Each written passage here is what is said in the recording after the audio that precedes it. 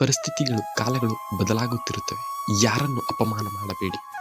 ಹಕ್ಕಿಯು ಇರುವೆಯನ್ನು ತಿನ್ನುತ್ತದೆ, ಸತ್ತ ಮೇಲೆ ಹಕ್ಕಿಯನ್ನು ಇರುವೆ ತಿನ್ನುತ್ತದೆ.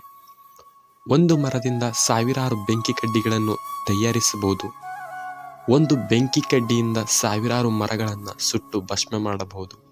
ಸಾವು ಖಚಿತ, ಆದರೆ ಸಾವು ಬಂದಾಗ ಯಾರಿಗೂ ಸಾಯಬೇಕು ಅನಿಸೋದಿಲ್ಲ. ಊಟ ಎಲ್ಲರಿಗೂ ಬೇಕು, ಆದರೆ ಯಾರು ಕೂಡ ವ್ಯವಸಾಯ ಮಾಡಬೇಕೆನ್ನುವುದಿಲ್ಲ. ನೀರು ಎಲ್ಲರಿಗೂ ಬೇಕು, ಆದರೆ ಅರಣ್ಯವನ್ನು ರಕ್ಷಿಸಬೇಕಂತ ಯಾರೂ ಪ್ರೇರೇಪಿಸುವುದಿಲ್ಲ.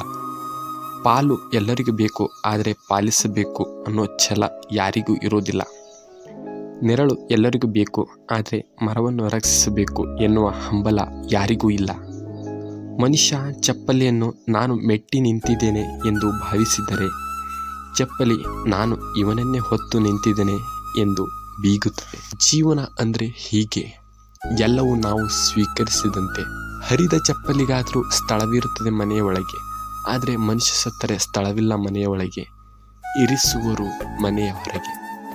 ಸ್ಮಶಾನದಲ್ಲಿ ಬಿದ್ದ ಬೂದಿಯನ್ನು ನೋಡಿ ಮನಸ್ಸು ಮೆಲ್ಲಗೆ ನುಡಿಯಿತು. ಬರೇ ಬೂದಿಯಾಗಲು ಮನುಷ್ಯ ಜೀವನ ಪೂರ್ತಿ ಬೇರೆಯವರನ್ನ ನೋಡಿ ಉರಿಯುತ್ತಾನೆ ಎಂದು ಜೀವನದ ತೆರಳು ಇಷ್ಟೆ. ಇದು ನಿನ್ನ ಜೀವನ, ನಿನ್ನ ಸುಖ ದುಃಖಗಳಿಗೆ ನೀನೇ ಹೊಣೆಗಾರ. ಇಲ್ಲಿ ಯಾರೂ ನಿನ್ನನ್ನು ಕಾಪಾಡಲು ಬರುವುದಿಲ್ಲ. ಉರಿದು ಬೂದಿಯಾಗುವ ಬದಲು ಉರಿದು ಬೆಳಕಾಗಿ ಬಾಳಬೇಕು. ಜೀವನದಲ್ಲಿ ಯಾರಿಗೆ ಯಾರು ಶಾಶ್ವತರಲ್ಲ.